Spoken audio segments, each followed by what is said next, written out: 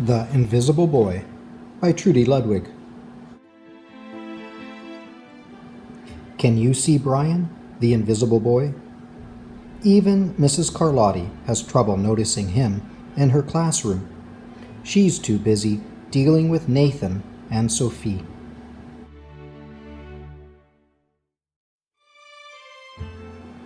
Nathan has problems with what Mrs. Carlotti calls volume control.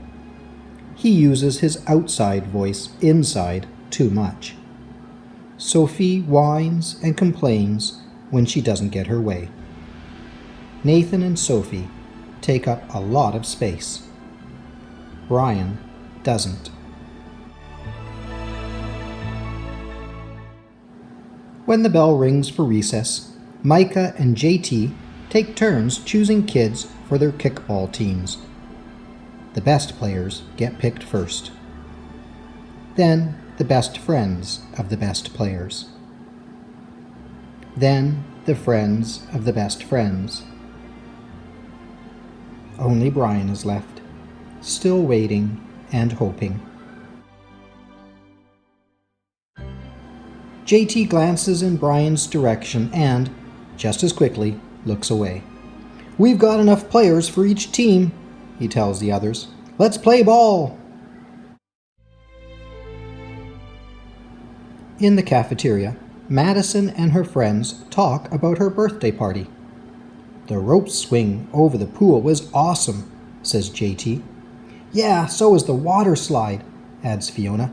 "That was the best pool party ever." "I'm so glad you guys had fun," says Madison. Everybody did except Brian. He wasn't invited. At choosing time, while the other kids play board games and read, Brian sits at his table, doing what he loves to do best. He draws fire-breathing dragons, scaling tall buildings. Space aliens locked in intergalactic battles. Greedy pirates digging for treasure. And superheroes with the power to make friends wherever they go. "Thank you for tasting my marshmallow." "I got you now." "Crackers? Arrgh! Yay!" "Hi." "Hi, friend. Have a cookie." On Monday morning, Mrs. Carlotti introduces Justin, a new student, to the class. Brian smiles shyly at him.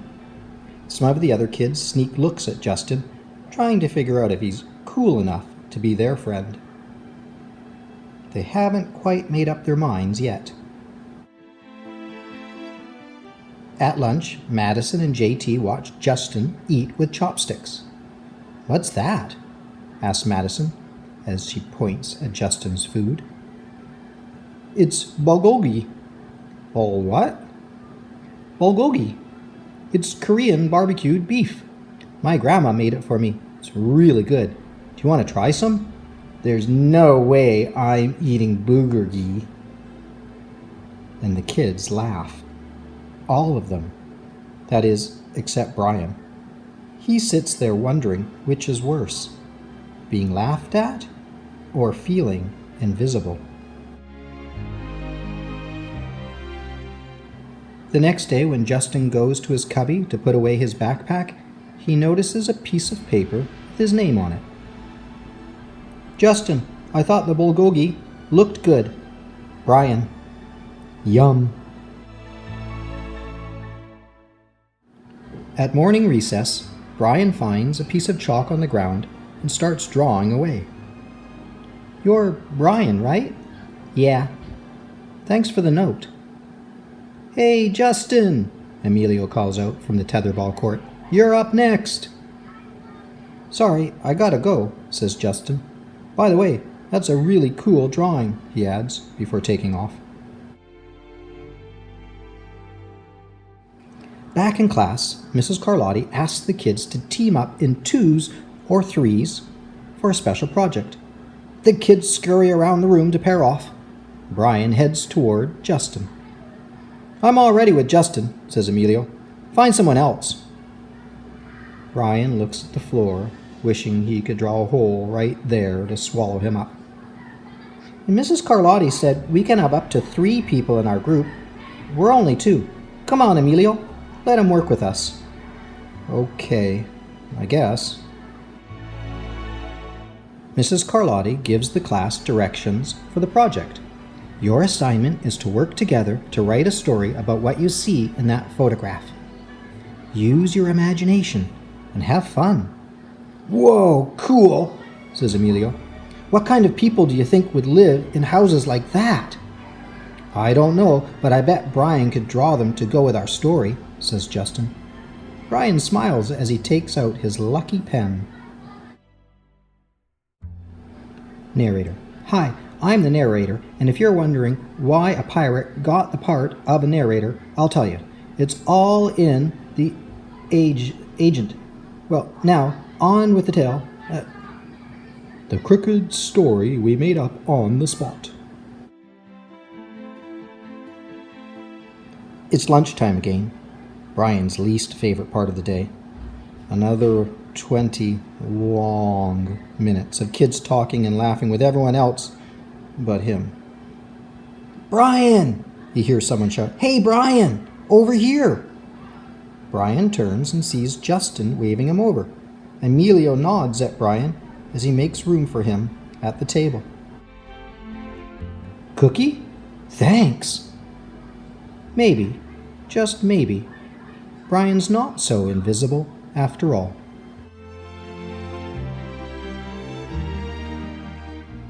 Questions for discussion. When the bell rings for recess, Micah and JT take turns choosing kids for their kickball teams. How did Micah and JT choose players for their teams? Was it a fair way to select players? Why or why not? Have you ever tried to join a group, game, or activity and other kids won't let you? If yes, how did that make you feel? Have you ever intentionally excluded other kids from joining your group, game, or activity? If yes, why? I'm so glad you guys had fun, says Madison. Everybody did except Brian. He wasn't invited. When Madison and her friends talked about her birthday party in front of Brian, do you think they were just being thoughtless, or were they being mean to Brian on purpose? Explain. Was there a better way for Madison to handle the situation when she and her friends started to talk about her party in front of those kids who weren't invited? Have you ever found yourself in a similar situation as Brian, with kids talking about the fun things they've done with each other in front of you, and you weren't included or invited? If yes, how did that make you feel?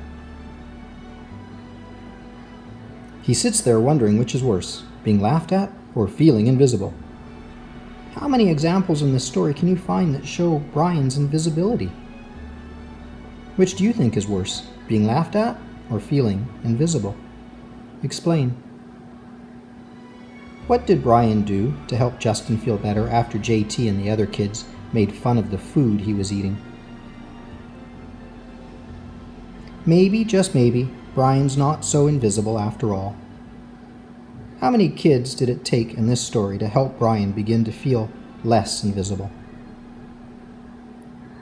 What specifically did Justin do to make Brian feel less invisible? Are there kids in your class, grade, or school who you see being treated as if they are invisible? If yes, what could you do to make them feel more valued and appreciated?